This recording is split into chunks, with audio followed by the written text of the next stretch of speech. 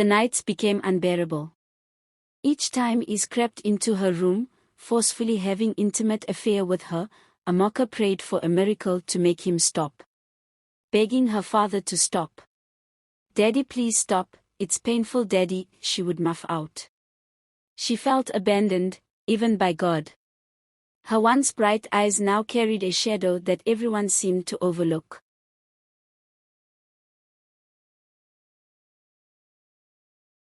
Little Amaka lived in the serene village of Abom, where mango trees swayed in the breeze, and children played by the stream. At just 8 years old, she had a cheerful spirit that brightened everyone's day. However, her laughter began to fade, replaced by long, brooding silences. Her father, Is, was a respected man in the village, known for his charm and storytelling. At home, however, he wielded his authority with cruelty. One fateful night, Is entered Amaka's room under the guise of checking on her. That night marked the beginning of unspeakable horrors. The next morning, Amaka sat alone by the stream, avoiding the other children. She stared at her reflection in the water, questioning why she felt so dirty and scared. She wanted to tell someone but feared what would happen if she did. Is's dark secret came with sharp threats. "If you tell anyone," he hissed one night, "I'll send you away, and no one will love you anymore."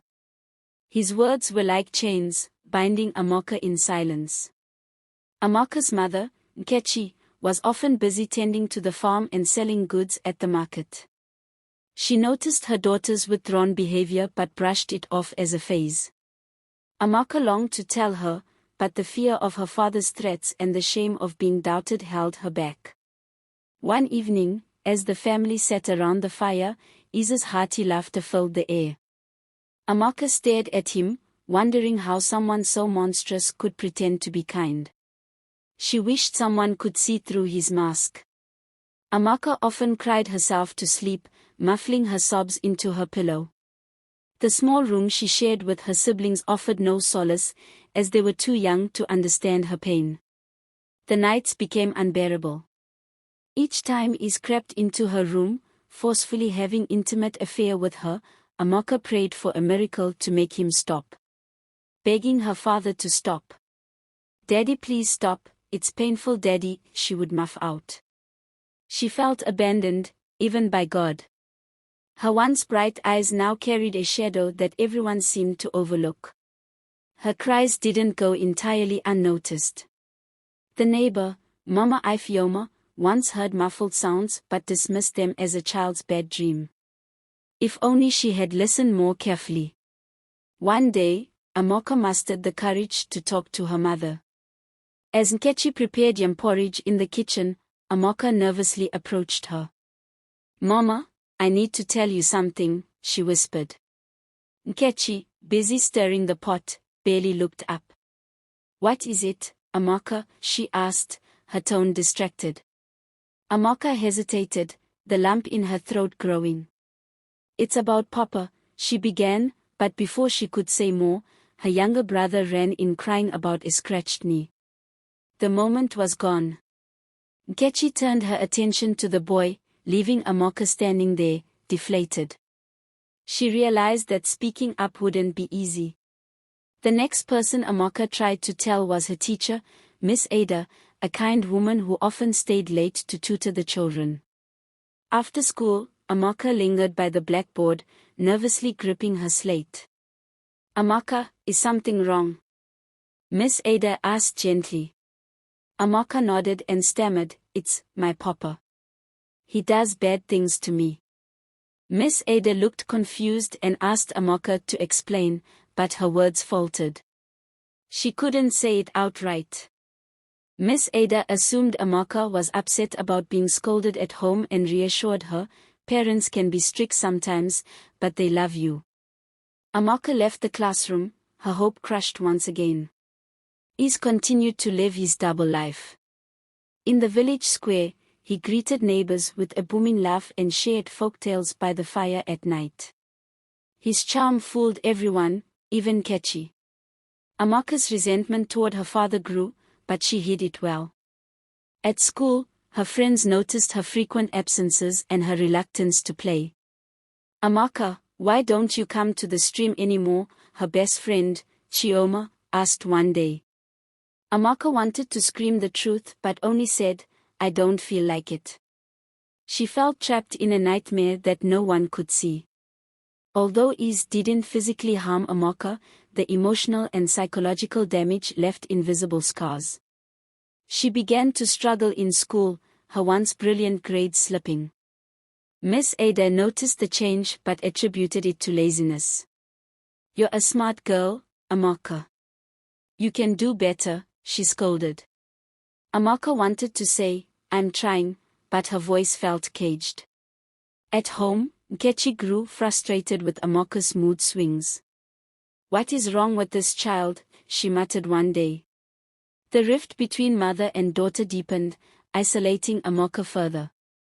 Mama Ifeoma, the nosy neighbor, started noticing things. Isa's frequent visits to Amaka's room late at night and her withdrawn demeanor made her uneasy. One evening, she asked Nkechi, "Is everything all right with Amaka? She seems different." Nkechi dismissed it, laughing, "You know children. She's probably just growing up." Mama Ifeoma wasn't convinced. She decided to pay closer attention, silently vowing to uncover what was happening. Amaka's nights were plagued by haunting dreams of her father standing in the doorway, his shadow stretching across the room.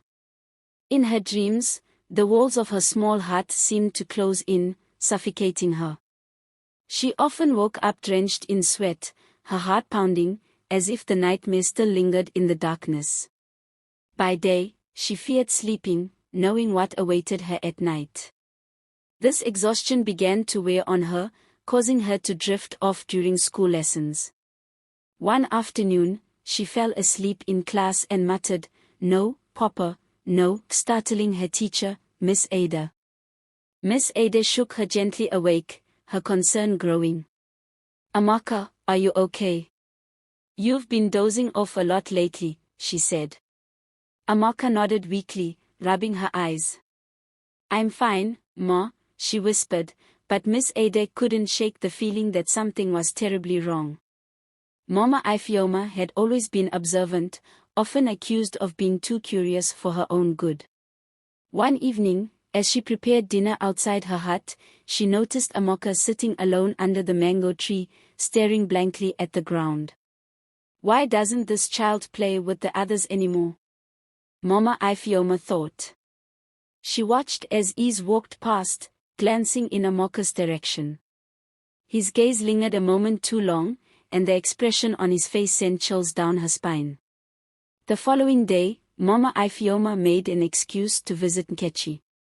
As they chatted, she asked casually, "Does Amaka seem alright to you? She's always so quiet these days." Nkechi shrugged, dismissing it. "She's just a child. Maybe she's shy or tired from school." But Mama Ifeoma's instincts told her there was more to the story. One evening, Amaka sat on the floor of her room, clutching her favorite doll. It was a simple doll made of cloth and straw, a gift from her late grandmother. The doll had been her constant companion, a source of comfort in the darkest moments. That night, after another horrifying encounter with her father, Amaka threw the doll across the room, watching as it hit the wall and slumped to the ground. Tears streamed down her face as she whispered, "Why didn't you protect me?" Her voice cracked, the weight of her pain too much to bear. The next morning, Nkechi found the doll torn and crumpled in the corner. She frowned, picking it up and brushing it off. "Amaka, why did you destroy your doll?" she asked sternly. Amaka looked away, unable to answer. Her mother sighed, shaking her head, oblivious to the silent cry for help. The annual festival of masks was a highlight for the village of Abom. Drums echoed through the air, and villagers dressed in colorful attire gathered in the square to celebrate. For most children, it was a day of joy, but for Amaka, it was just another reminder of her isolation. Ease performed a traditional dance, his movements full of energy and charisma. Villagers clapped and cheered, praising his performance. Amaka watched from the sidelines, her stomach twisting in knots. How could they celebrate a man who was a monster behind closed doors? Miss Ada noticed Amaka sitting alone, her face pale and her eyes hollow. She approached the girl, kneeling beside her. "Why aren't you dancing with the other children, Amaka?" she asked. Amaka didn't answer. She simply shook her head and looked away, her silence speaking volumes. One evening, as Amaka sat outside, Mama Ifeoma approached her. "Amaka, come here," she called gently. Amaka hesitated before walking over. Mama Ifeoma crouched down, her eyes level with the girl's. "Is there something you want to tell me?" Amaka froze, her heart pounding. She glanced toward her hut, where she could see her father's figure in the doorway. "No, Mama Ifeoma," she whispered, her voice trembling. The older woman sighed, patting her shoulder. "If you ever need help, my door is always open," she said, her tone firm but kind. That night, Amaka lay awake, replaying Mama Ifeoma's words in her mind. Could she trust her? She longed to run to her hut and spill everything, but the memory of her father's threats kept her rooted in fear. Isa's facade began to crack under the weight of suspicion. Mama Ifeoma started asking pointed questions in the marketplace, and Miss Ada kept a closer eye on Amaka at school. Is noticed the shift and grew paranoid. He began lashing out at home, his temper flaring over the smallest things. One night, he scolded Nkechi harshly for forgetting to salt the soup. Amaka flinched at his outburst, her fear of him intensifying. Nkechi, though used to her husband's mood swings, began to sense something deeper was troubling him. She decided to keep a closer watch on his interactions with the children, unaware of the horrifying truth lurking beneath the surface. Late one night, Mama Ifeoma heard a sound that made her heart stop. It was faint but unmistakable, a child's muffled cry. She stepped outside, straining her ears to catch it again. The sound seemed to come from Isa's hut. She stood there for a moment, debating whether to intervene. But the thought of causing unnecessary trouble held her back. "Maybe it's nothing," she told herself, retreating to her room. The next morning, she watched Amaka closely as the girl walked past her hut.